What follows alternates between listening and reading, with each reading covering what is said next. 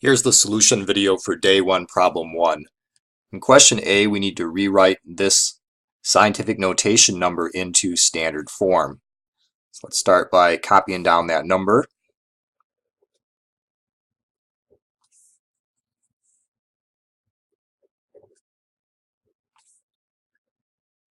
And we'll use the exponent on the 10 to move the decimal point to create a standard number. The exponent on the 10 is -2, so we're going to move the decimal point 2 places in the negative direction. 1, 2. The decimal point will end up front, and we'll need to put a 0 in here as a placeholder.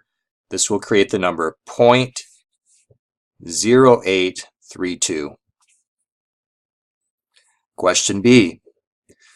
Rewrite this standard number into scientific notation. So let's start by copying that number down.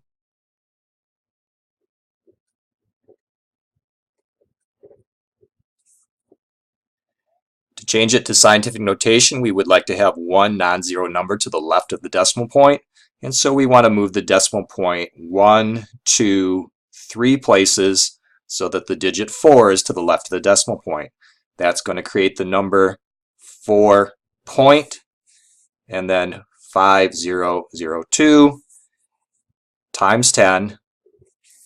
The original number is one of these decimal numbers less than 1, so there's a negative exponent on the 10, and we move the dot 3 places.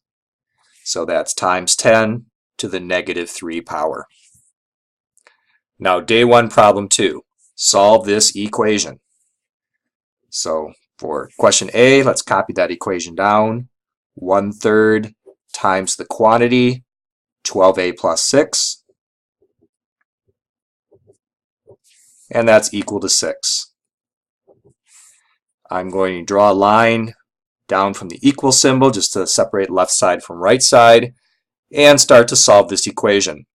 And notice on the left side of the equation that I have 1/3 being multiplied to a group of 2 terms in these parentheses. And we can use the distributive property to do that. We can multiply the 1/3 times the 12a and then multiply the 1/3 times the 6 and write down what both of those terms are. So 1/3 times 12a is 4a because a third of 12 is 4.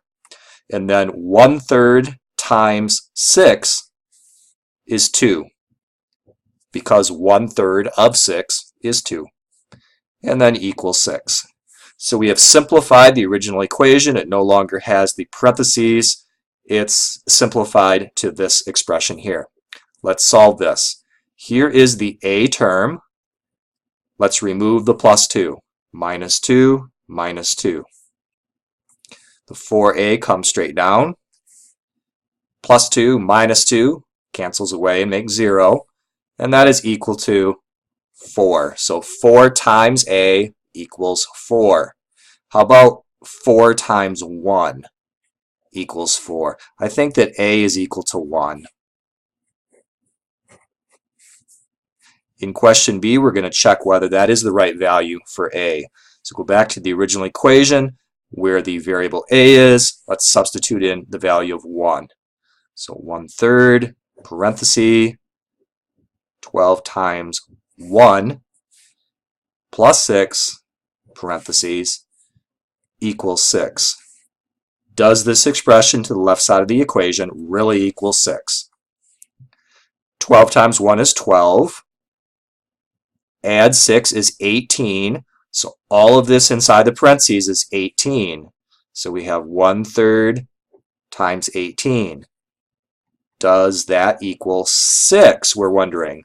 Well, 1/3 of 18 is 6. So this checks, and a equals 1 is the correct answer.